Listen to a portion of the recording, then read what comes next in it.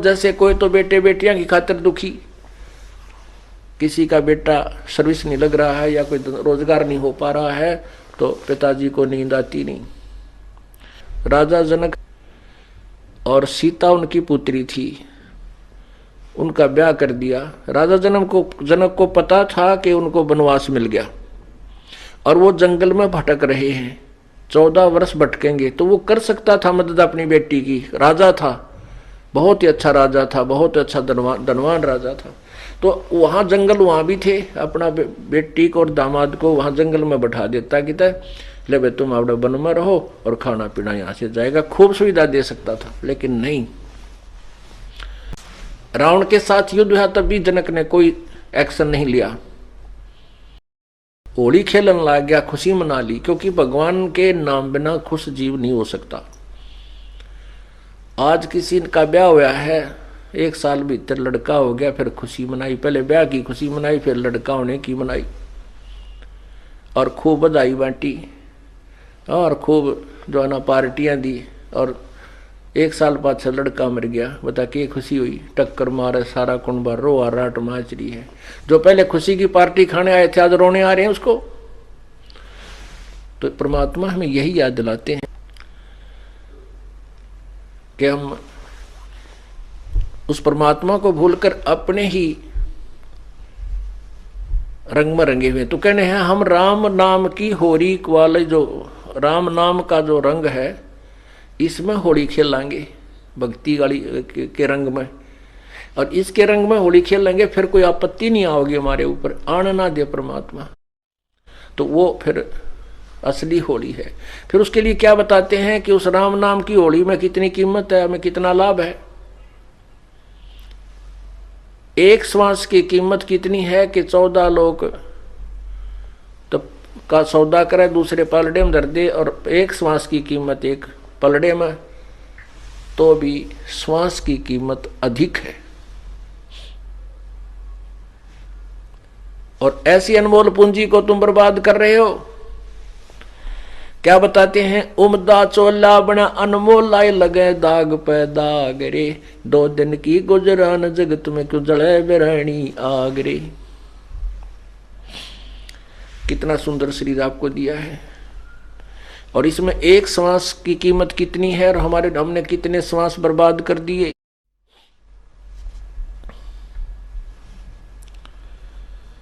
ये शरीर जब हमारा छूटेगा, 2 दिन की गुजरान, यानी जरा सा समय है, ये बहुत ही कम समय है। हमने देखो प्रतिदिन सूर्य उदय हो रहा है और अस्त हो रहा है, अर्थात दिन रात बन रहे हैं।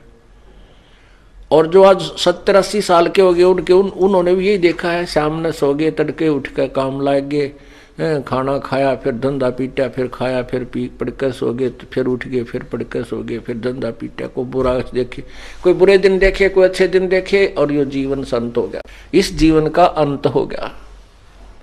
और बाकी जो शेष पोता पोती हैं उनकी भी ये रूटीन है।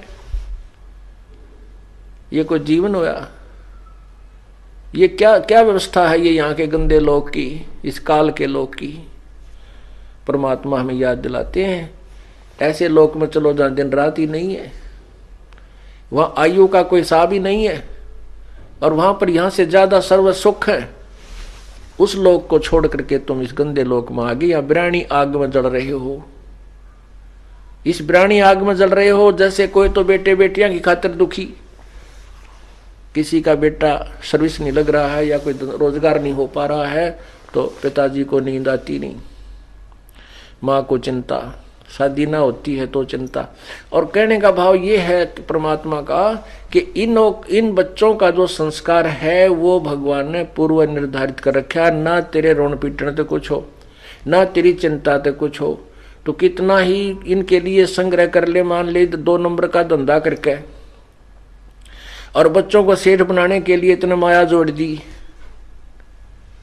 और इनके भाग में माया नहीं है तो वो एक झटके में नाश कर देंगे, या तो शराब पीने लग जाएंगे या कोई और बर्बादी कर देंगे। एक फौजी था, वो उपदेश लिया, उसके बाद बताने लगा जी बात तो आपकी सही है।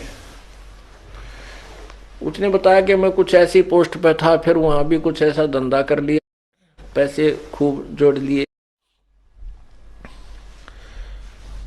अपने खर्चे भी ना कति कम करके न धन जोड़ने की सोची।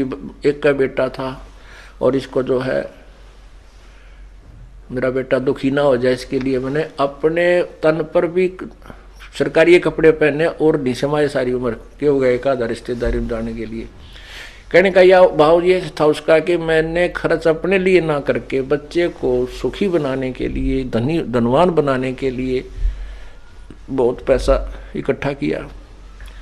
रिटायर होकर आया, पैसा लाया, बेटे ने जिद लगा दी मैं तो जीप खरीदूंगा, जीप लूंगा।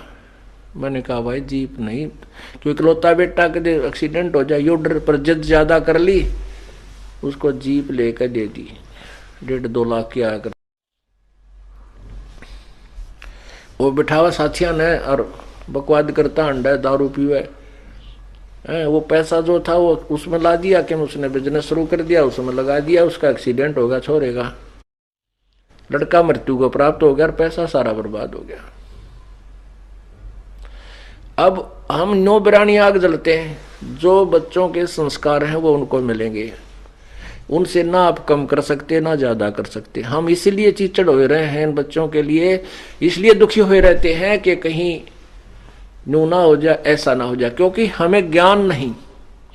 जैसे राजा जनक थे और सीता उनकी पुत्री थी, उनका ब्याह कर दिया। राजा जनक को पता था कि उनको वनवास मिल गया और वो जंगल में भटक रहे हैं, 14 वर्ष भटकेंगे, तो वो कर सकता था मदद अपनी बेटी की। राजा था, बहुत ही अच्छा राजा था, बहुत अच्छा धनवान राजा था।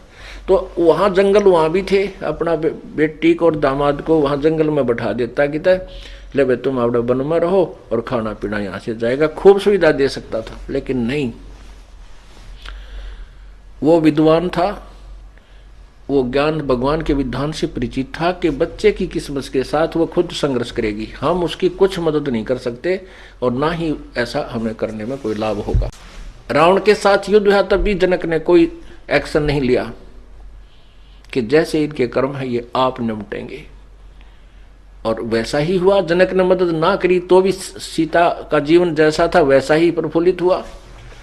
इस प्रकार जो समझदार व्यक्ति ज्ञान के आधार में चलेंगे तो या बिरानी आग ना जलेंगे। मान लीजिए बच्चे ने कोई व्यापार किया है और आप भी साथ ही लग रहे हो, हानि होगी। तो जब आपको ये ज्ञान होगा कि इसके भाग में ऐसा ही लिखा है तो घना दुख ना होगा, क्योंकि हम जीव हैं, थोड़ा बहुत ठेस तो लगेगी, पर यू ज्ञान फिर उसको मरहम जल्दी कर देगा, मलहम उसका तुरंत लगा देगा, वो दर्द ज्यादा नहीं दुखी करेगा। ये बात याद आऊंगी या बिरानी आ गया भाई काल न ला रखी है, इस ज्ञान से बुझेगी, ज्ञान से नॉर्मल होगी, कम होगी। और जो सत्संग नहीं सुनते हुए रात ने भी मुंह ढक कर रोए, जा क्या होगा बेटा दुखी हो गया, हाय मर गया, नाश हो गया, तो यह आग बिरानी जलेगा। और नाम जिसके पास है भक्ति करेगा, भगवान ने रोआ भी का तो भगवान तुरंत उसको सांत्वना देगा, कहीं ना कहीं से समाधान करके देगा और बचाएगा।